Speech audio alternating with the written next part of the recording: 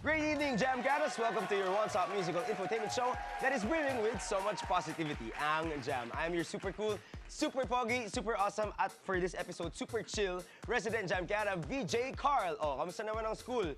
Alam ko nga, stressful maging estudyante. Aba, sa dami pa naman ng mga pinapagawa ng mga teachers. May seat work ka na, after na class, may homework ka pa, may project ka pa, tapos papag-reporting ka pa. Idagdag nyo pa yung mga biglaang quiz at test. Ay nako, hashtag blessed na kayo kung isa or dalawang teacher nyo lang ang terror. Eh paano kung lahat sila terror? Di ba uso? Lalo na sa college, uso yung mga teacher na kahit minor yung tinuturo, aba, parang major yung mga requirements. Ako naman, I was blessed na karamihan sa mga naging teachers ko ay kasundo ko. Perks na rin siguro ang pagiging honor student. Nox naman. O, trivia. Alam niyo ba, nung high school ako, naging teacher din ako. O, paano nangyari yun? Simple lang. May time na yung teacher ko ay kinailangan niya umabsent. So, ang ginawa niya sa akin, pinagturo niya ako ng lesson for the day. At dahil nabalitaan ng mga teacher dun sa campus namin na ako yung nagturo ng lesson for the day, yung ibang teachers din namin na mag-a-absent, pinagturo din ako. Pinagturo ako sa grade 6, pinagturo ako sa grade 3. In short, naging part-time teacher ako nung ako ay high school pa lamang. At dahil doon, hindi ko na pinangarap maging teacher. Eh kasi naman nakaka-stress yun, no? Especially for a high school student. Pero kahit ganun pa man, no? Ang pagiging teacher pa rin po. Ang pinaka-usual na sagot ng mga bata kapag tinanong mo sila, oh, anong gusto mo paglaki mo? What do you wanna be when you grow up? They will always say, I wanna be a teacher or a doctor. Pero marami din talaga nagsasabi na teacher. Alam niyo ba, last May lang, okay? Ito lang nakaraang May. 30,000 teachers ang dumagdag sa labor force ng Pilipinas. Isang patunay po yan na hindi na ikakaila na malaki talaga ang impluensya ng mga teachers natin sa ating buhay. Ako lalo na, I acknowledge this so much. I want to thank all my teachers for teaching me to study well, to study hard, and that's what made me who I am today. Pero syempre, may mga good teachers and not so good teachers. Okay? O tara, alista natin ang iba't ibang uri ng mga teachers. Una na riyan, ang cool teacher. Sila yung parang kabarkada lang ng mga estudyante nila, pero ang daming natuturo. Naku, favorite ko to. Usually, sila yung mga bata pang teacher, yung parang kakagraduate pa lang, parang konti lang yung pagitan nila sa mga estudyante nila, kaya parang friends pa sila. At dahil fresh pa, mataas ang drive nila maging teacher with passion. Sila rin usually yung crush ng mga estudyante, kaya naman kapag Pasko or Valentine's, for sure sandamakmak na flowers at chocolates ang natatanggap nila from their student admirers.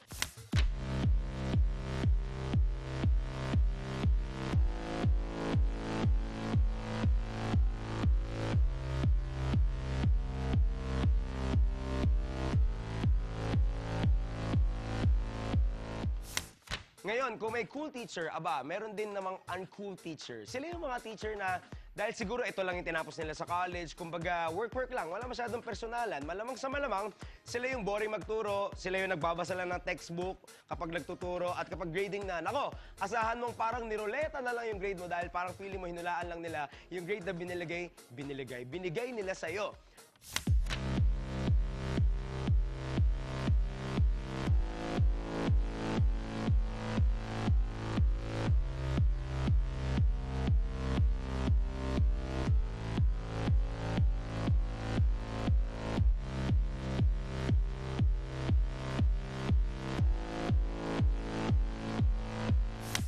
Lahat naman ng teacher ay hero, di ba? Pero mayroon din talaga mga outstanding na teachers. Ang tawag sa kanila ay hero teachers. Hero teachers. Sila yung mga hahangaan mo talaga yung dedication sa kanilang ginagawa. Minsan nga, kahit hindi na part ng job description nila, they go out of their way para sa kapakanan ng mga estudyante, para matuto sila. I remember a time nung high school ako, ganito, meron akong teacher na during breaks, tinuturuan niya pa ako na extra.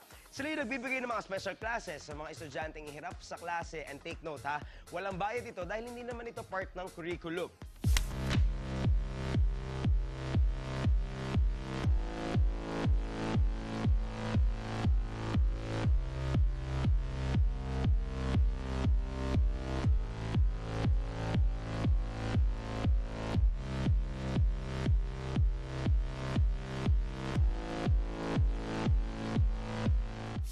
Kung may hero, meron ding mga anti-hero teachers. Ito naman yung mga stricto, terror.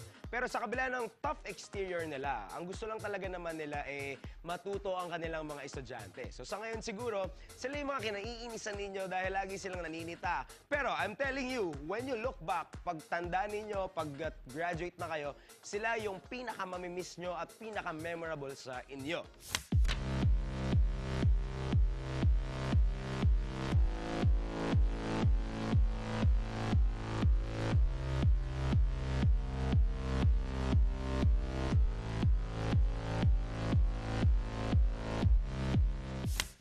Kung may teacher na parang kabarkada lang, meron din namang teacher na parang, magulang na ang level. Most of the time, sila yung mga kinatandaan na yung pagiging teacher. Siguro dahil sa sobrang busy nila sa pagtuturo, hindi na nila nagawang makabuo ng sariling pamilya dahil puro estudyante ang iniisip nila at ginawa na nilang family yung kanilang mga estudyante. At dahil doon, kahit na matagal na nakagraduate yung mga estudyante, talagang binabalik-balikan pa sila ng mga ito.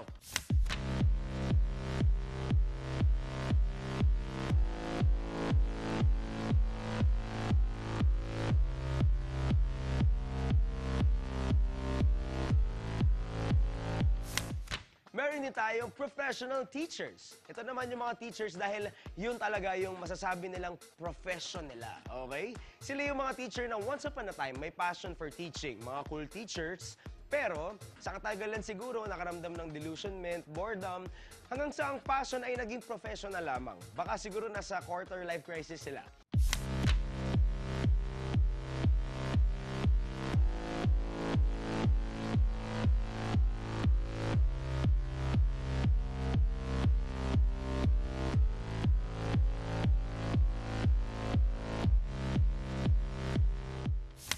At ang pinakahuli ay ang inspirational teacher. Sila yung purpose nila sa buhay talaga ay magturo ng tipong, I'm born for this. Parang gano'n. Naniniwala sila sa kasabihang, you can never give what you do not have. Kaya naman, patuloy ang kanilang pag-aaral para mas marami pa silang maituro sa kanilang mga estudyante. Sila yung very creative sa paraan ng pagtuturo nila, constantly finding new ways to share their knowledge.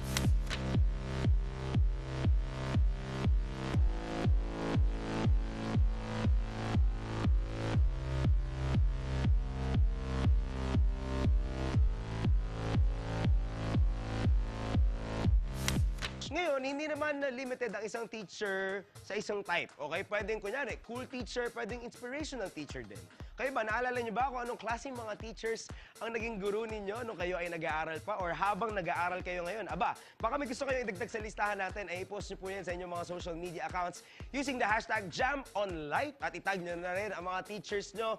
Sana pag nag-air tong episode na to ay maitag ko yung mga teachers ko at sama-sama natin silang bigyan ng good vibes dito sa ating Jam Kadahan sa Jam. And bakit ba puro teachers ang pinag-uusapan natin? Siyempre, dahil teacher, ang Jam Kada natin na makiki-hangout for tonight. O, di ba?